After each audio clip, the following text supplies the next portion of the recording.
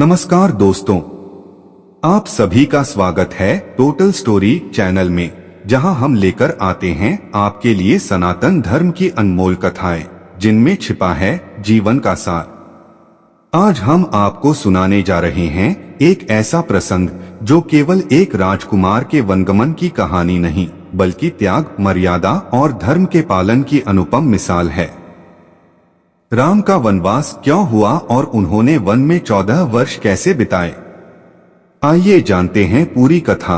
भाग 1, राम का वनवास क्यों हुआ। दोस्तों, रामायण की कथा में राम का वनवास एक केंद्रीय घटना है जो आगे चलकर धर्म और अधर्म के युद्ध की नींव बनती है।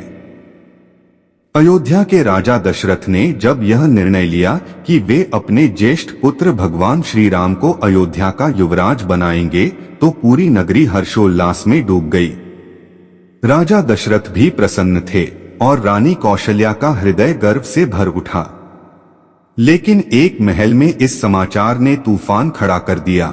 रानी कैकेयी के मन में दरअसल कैकेयी को यह डर सताने लगा कि अगर राम राजा बन गए तो उनका पुत्र भरत सदा के लिए पीछे रह जाएगा, और इसी भय ने उनके मन में ईर्ष्या का बीज बो दिया। राजा दशरथ की प्रिय रानी कैकेयी को कभी उन्होंने 2 वरदान दिए थे। कैकेयी ने मौके का फायदा उठाया और उन वरदानों को मांग लिया। 1, राम को 14 वर्षों के लिए वनवास दिया जाए। 2, और भरत को अयोध्या का राजा बनाया जाए।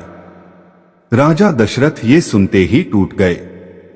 वे राम के बिना जीवन की कल्पना नहीं कर सकते थे, लेकिन एक राजा के वचन का मोल बहुत बड़ा होता है। जब भगवान श्री राम को यह सब ज्ञात हुआ तो उन्होंने बिना किसी विरोध के, बिना किसी क्रोध के मुस्कुराते हुए कहा, पिताजी का वचन ही मेरा धर्म है। यदि मेरे वन जाने से पिताजी का वचन निभता है तो मैं तुरंत प्रस्थान करूंगा। इस प्रकार राम ने अपने पिता की मर्यादा की रक्षा के लिए महल छोड़ दिया और वन की ओर निकल पड़े। उनके साथ पत्नी सीता और छोटे भाई लक्ष्मण भी चल दिए, क्योंकि उनके लिए सेवा ही धर्म था। भाग 2, राम ने वन में 14 वर्ष कैसे बिताए। अब प्रश्न आता है, वन में 14 वर्ष कैसे कटे। दोस्तों, ये 14 वर्ष सिर्फ एक यात्रा नहीं थी, यह तो जीवन की कठिनतम परीक्षा थी। चलिए इस अवधि को चरणबद्ध ढंग से समझते हैं। एक चित्रकूट और तपस्वियों का संग। राम, सीता और लक्ष्मण सबसे पहले चित्रकूट पर्वत पर ठहरे।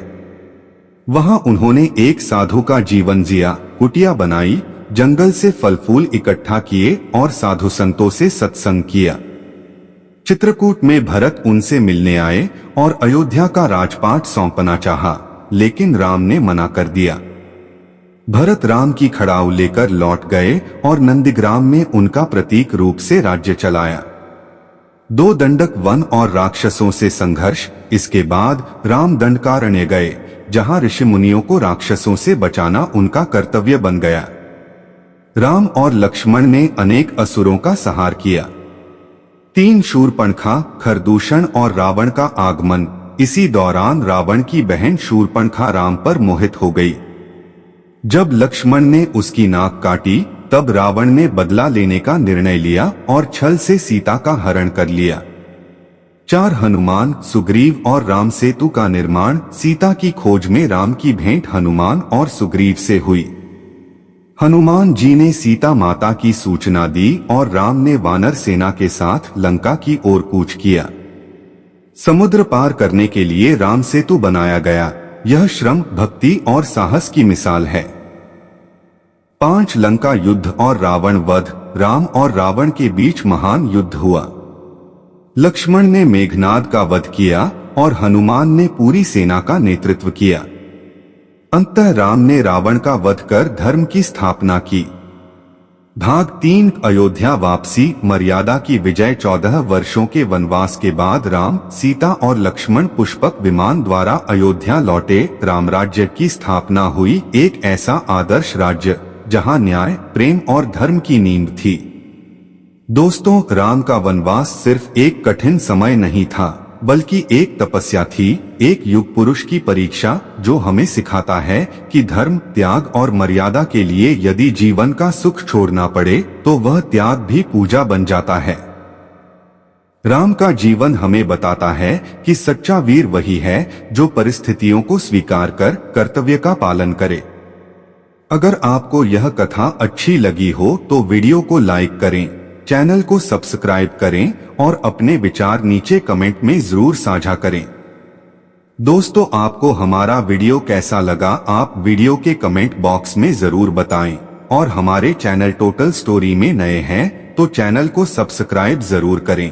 धन्यवाद। धर्म की जय हो, अधर्म का नाश हो। जय श्री राम।